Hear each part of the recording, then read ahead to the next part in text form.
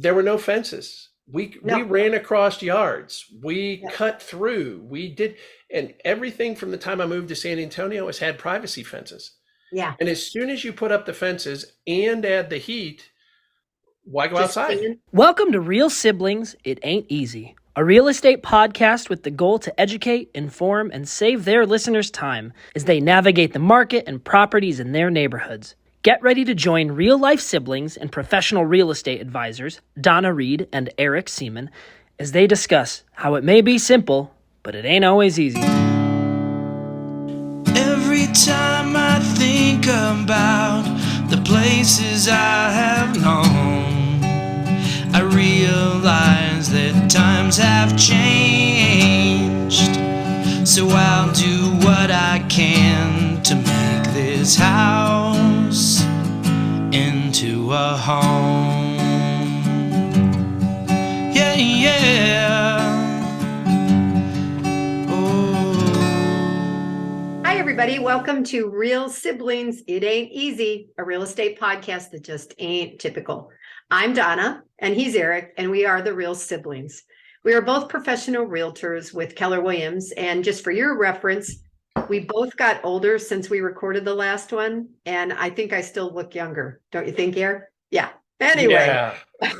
The podcast blends lifestyle together with real estate as we work to communicate, educate, connect, and entertain our listeners.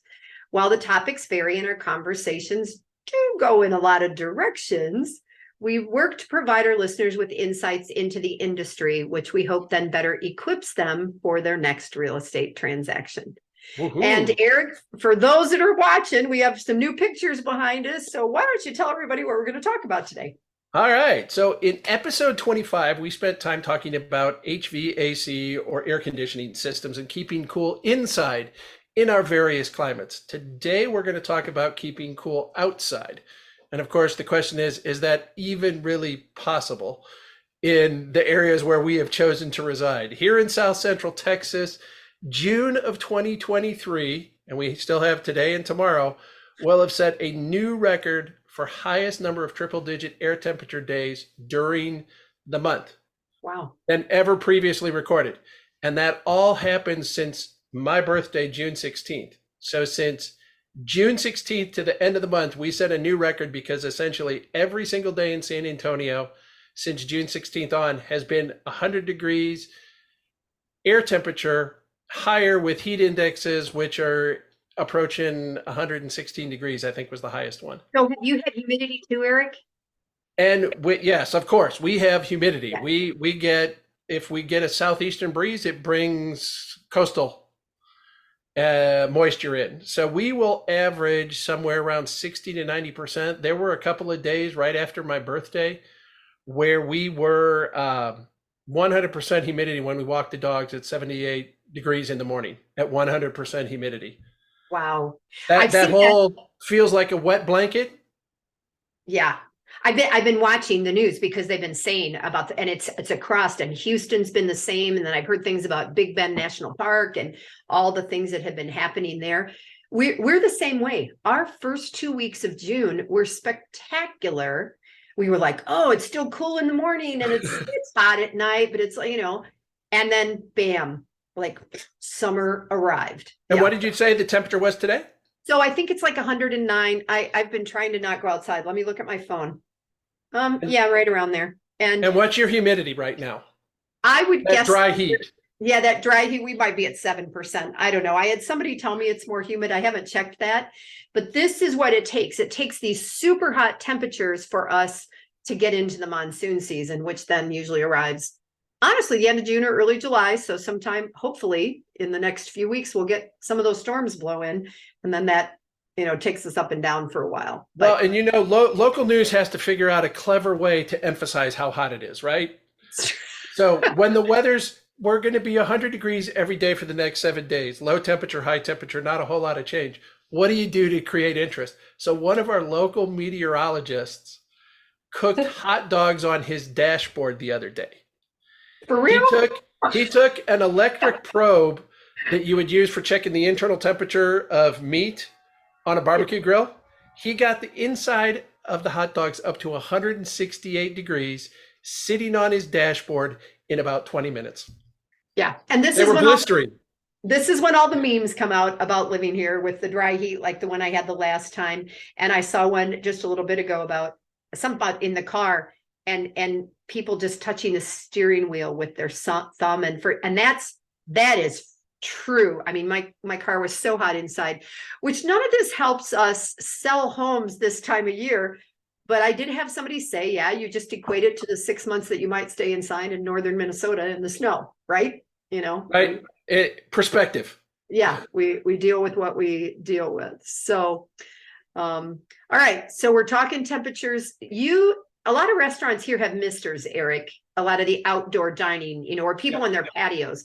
That probably doesn't happen if you have the humidity, right? No, we do not have those misters. It has to be a really unusual day. And of course, you know, with Steph living up in Phoenix and being in Scottsdale and being out to visit you, yeah, we've been to all kinds of places where they have the misters and the big fans. And I think the last time we were up in Phoenix area, we went to Oso where Adam used to work.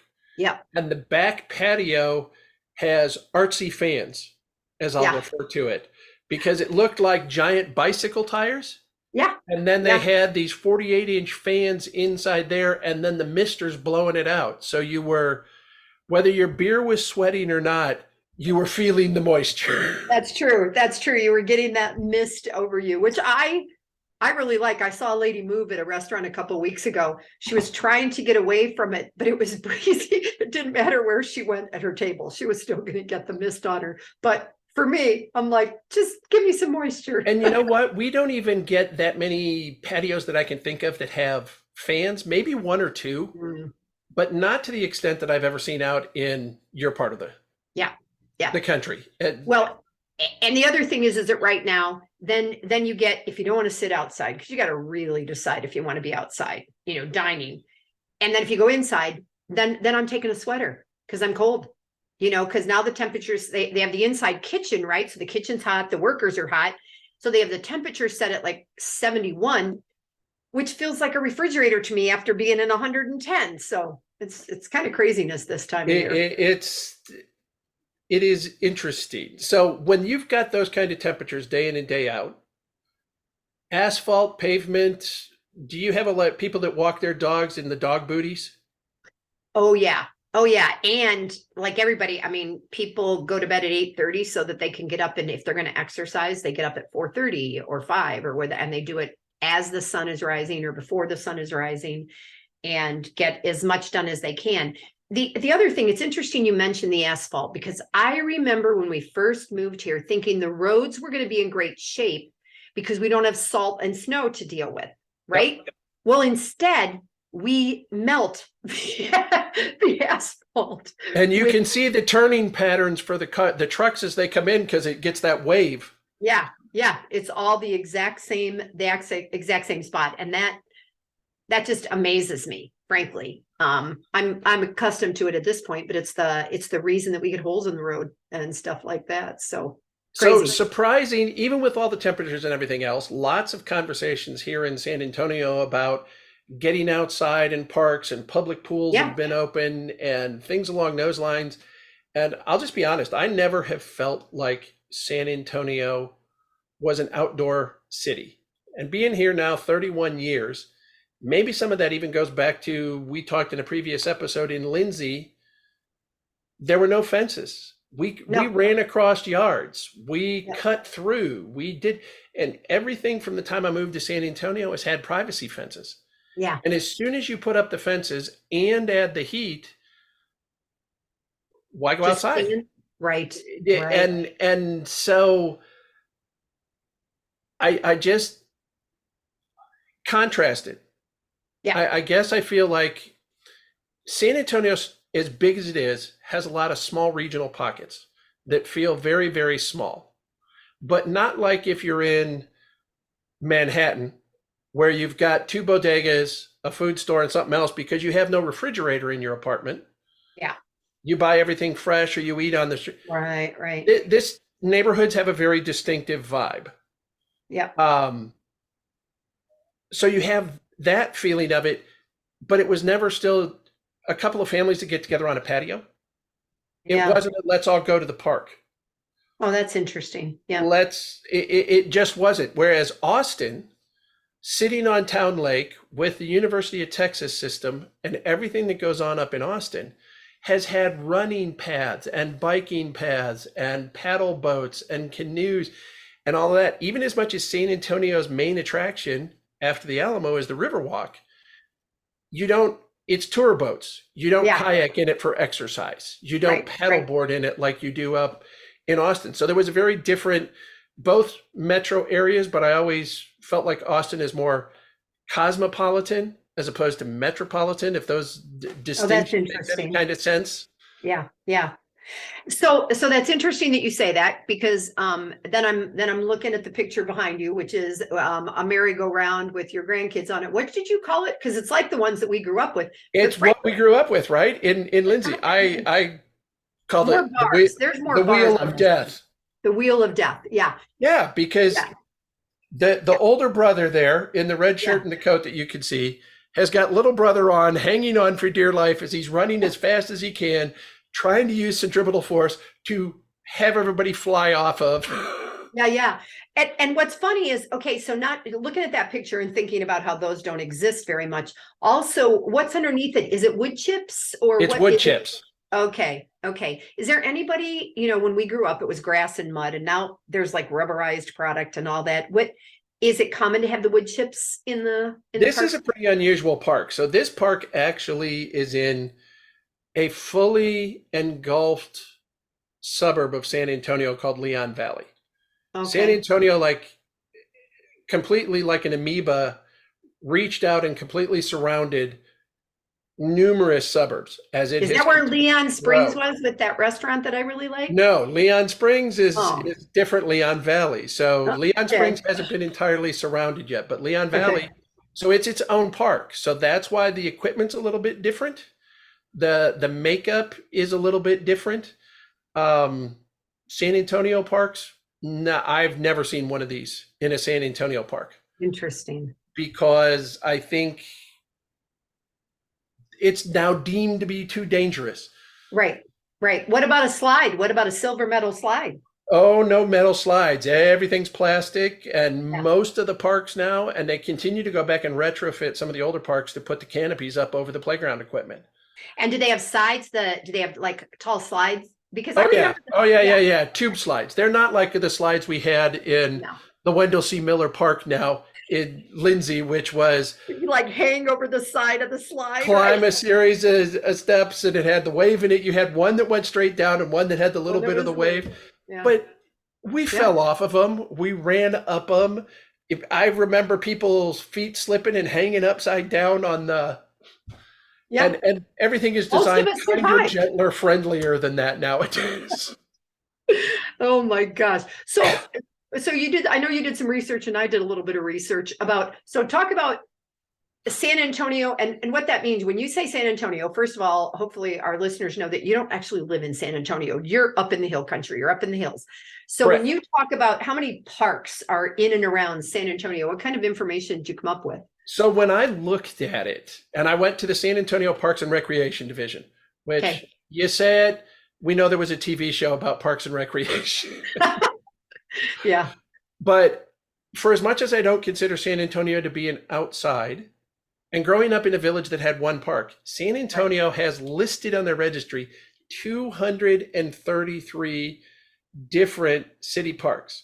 Those range from as small as a couple of acres, little neighborhood parks in some of the areas that were closest towards downtown, to now some of them that are 50 plus acres or even larger. One of the most not an HOA park. You and I talked. That's not like a little. Not an HOA park. These are public parks. So one of them, distinctive, is the Phil Hardberger Park. Phil Hardberger was previous mayor of San Antonio. They acquired some land and turned it into more of what we might remember up in Toledo area, Metro Park. Okay. And they had put in a connective highway that cut the area in half. So now they had two parks that were all the same park. Philanthropists stepped in. We built the largest land bridge in the continental United States, going across a 4-lane center median highway, which Wow. is walking, deers, animals. They've got cameras up there that show all the wildlife making it back and forth across this bridge, trees and everything on it. The weekend it opened, we had Brentley and Jameson were with us, and we took them out to see the park. Where is it? Where part of the city, like whereabouts in town? Probably for best or easiest for you would be, say, getting close to the airport. Okay, Because so it actually, the airport's planes off of- kind of fly over it. So that's on off their of approach. 35. Is that what it is? The north No, south? it would be, it's inside 1604, the loop Okay, 1604, Okay. but kind of Okay. north central, but inside 1604. Okay. Okay. Interesting. And Wow. then gardens, clubhouses, community centers, 80 outdoor trails and greenways now. Some of them you can go as long as 17 miles before you'd have to do a turnaround. And finally, the last one is 25 indoor and outdoor pools, all maintained by the city. All right, so let me give you the numbers that I looked up for Tucson because it's interesting. Okay, I still say we have about 1 million people year round and about 2 million in the winter. Are you guys comparable to that in numbers? Remind me. No, we're closer now to 2.5 million On a regular basis, yeah. 'Cause on you a don't do regular seasonal. basis. Okay. Now, what I haven't been able to clearly identify on that is that says San Antonio Metro. I don't know if they're counting all of the little suburbs that have Okay. been enveloped in that. Yeah. But that's the Yeah. number that I'm using. That's why I say the entire metro area, or our MLS, will go out to over 3 million Okay. because of all So- the houses and the reach and everything. I looked up city of Tucson and then I looked up county. So city of Tucson, they said 132 parks, 19 rec centers, 25 pools. I didn't see whether that was indoor or outdoor, 7 splash pads. And then it went on to talk about places where you could fish, which I've always sort of made jokes about, but a lot of people go fishing here and that. Is that why you have your background? Yeah, Because- yeah. Oh, you can go. Well, this is not one of the fishing places, but this is one of our most popular parks to go to because you can hike. There's waterfalls. The water comes down off of Mount Lemon when the snow melts and stuff. And this one is a national forest, over in Sabino Canyon. And so it's one of the ones that every day people are walking, and there's a tram that you can take back into the kind of cavern way or whatever. Did we not go back that far? I don't remember the tram. I don't remember, and the tram has been updated. It used to be, of course, you could hang out the window, and now it's not, those things. But So the then they doors are went- up and the yeah, they climate went into controlled now, right? sports fields, natural trails, the same kind of things that you talked about. And then when I went to the county page, they added 51 more parks. And so I'm in the county, which is kind of fascinating because I'm surrounded by not in the county, and for me, then the biggest thing that we're known for is the bike trails, the bike paths. There's something called the Loop, and we have a big race here every year, the El Tour de Tucson in November, and people come from all over the world to ride bikes. You can ride, and I'm going to say this number without rechecking it. I think you can go about 150 miles, and never be in town. Now, if somebody rides here and you listen to this all the time, and I'm totally wrong, you're going to know that I'm not one of the bike riders. But the But trails send are us the correct numbers. okay. I'll look it up. No, I'm saying if someone's Yeah. listening and Yeah. You're we're not right. above correction. We don't do That's true. There's no way that we claim to be perfect with this, So, but when I go along the washes and the rivers and I see, you might see a horse down in the wash when there's no water, somebody's riding their horse. Then on both sides, there's the trails that people can be riding, walking their dogs, pushing their babies, doing all of that all over town and never have to get on the main roads. And that's pretty cool. That's cool. Yeah, that's cool. Yeah. So Yeah.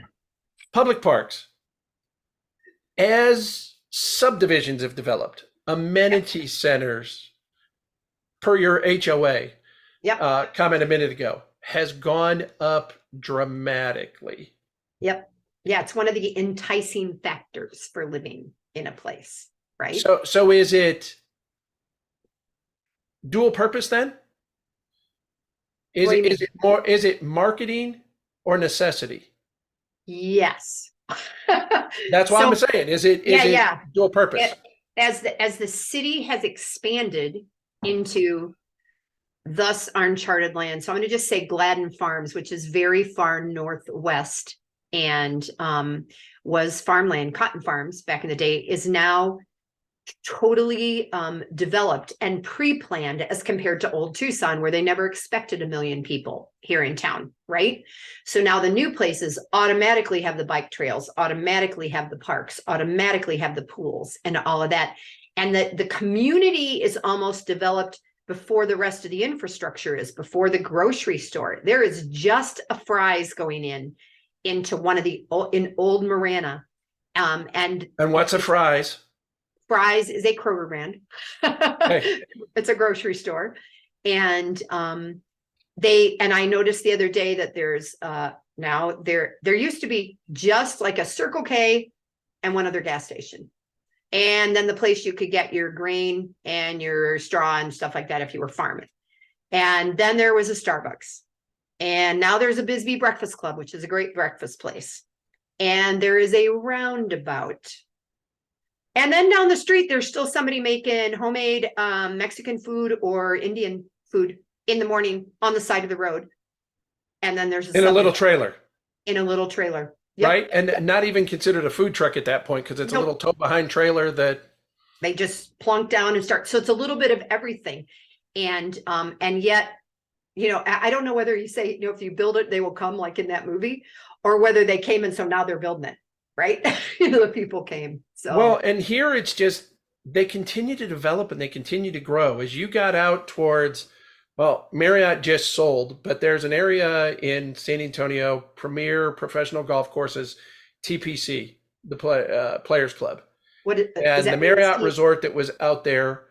Okay. This is over on the north and east side of San Antonio. Okay. That's when I started seeing the subdivisions to step up. The houses got a little bit bigger and the amenity center got bigger. So we've got amenity centers going in now where it used to be a playground. Yep.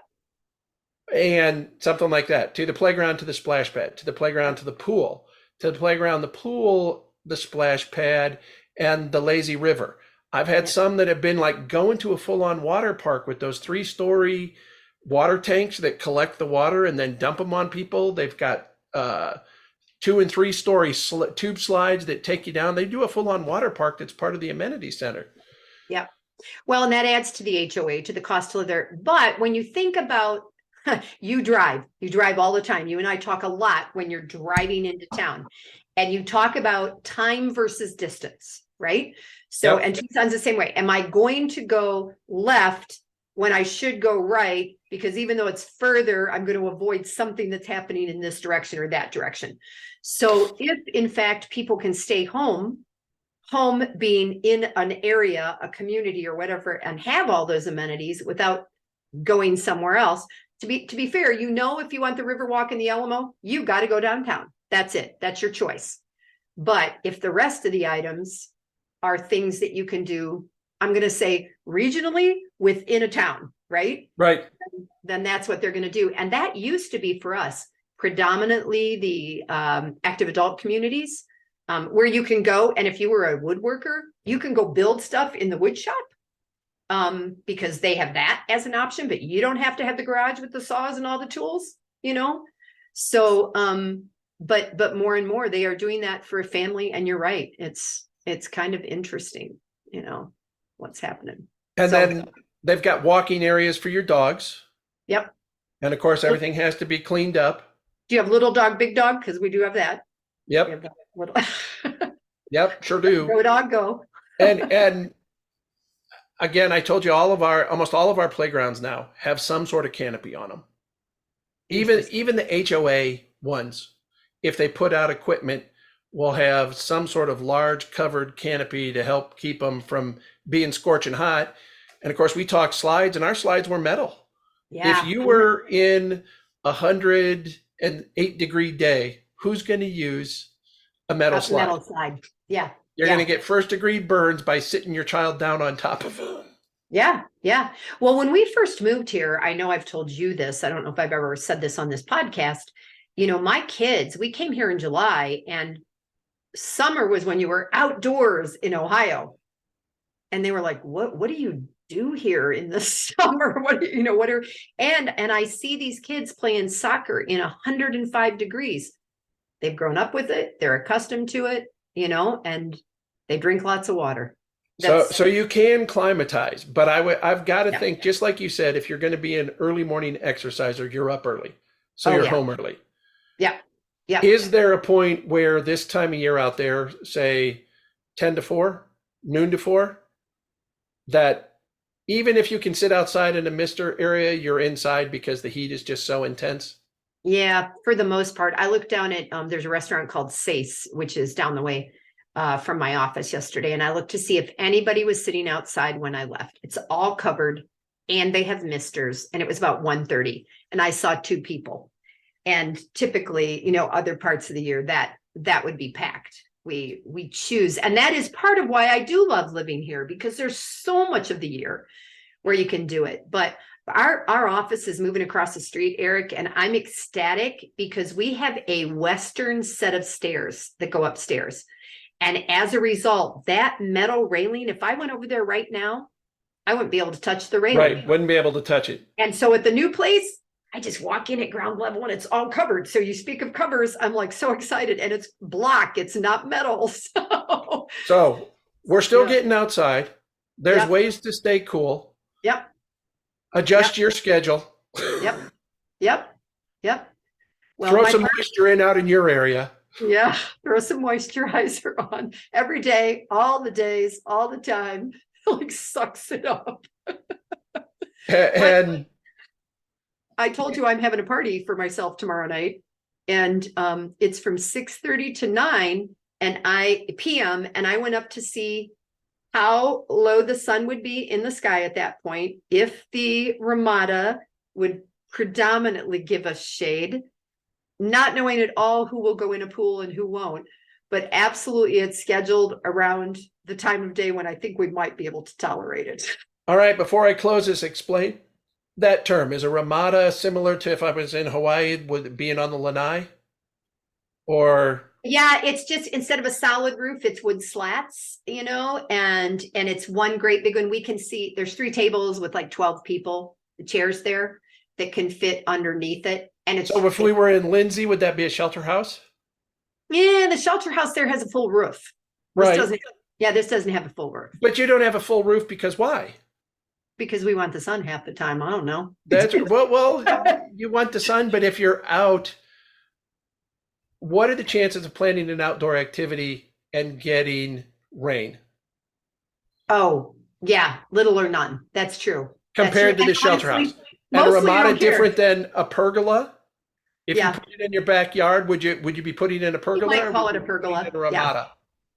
Yeah, either one. I would call it either or. You could call it a pergola. Yeah. Okay, we're gonna have to get this terminology down, because you said the other day in one of our previous episodes about a hacienda style, and I think up till now we've talked about Santa Fe and we've talked about some other things, and it's like, so where does that fit in, and how does that change? So fit in our box. Fit in this box. That's all right. All right. Well, we want to thank everyone for listening and joining us. We've recalled how life in our areas and in Lindsey impacted our lives and careers. It is not the houses or just the lifestyle, but a wonderful blend of the two. As we close out this episode, please keep in mind that our goal is to communicate, educate, connect, and entertain with you, our listeners. We are both realtors with Keller Williams, and we are here to help you find the perfect property for your family to call home. And I've created an acronym for that. You're going to have to hang on for what that means. And create your own lasting memories to build your own wonderful life. If you're in San Antonio or South Central Texas, I'm available to assist you, while Donna is in Tucson, Arizona. If you are across the United States or around the world, we are both part of extensive networks of real estate professionals, and we would be happy to connect you with an amazing realtor. Remember, it may be simple. It ain't always easy. Until next time, I'm Eric. And I'm Donna. And we are Real Siblings. Real Siblings. Every time I think about the places I have known, I realize times have changed. So I'll do what I can to make this house into a home. Yeah, yeah.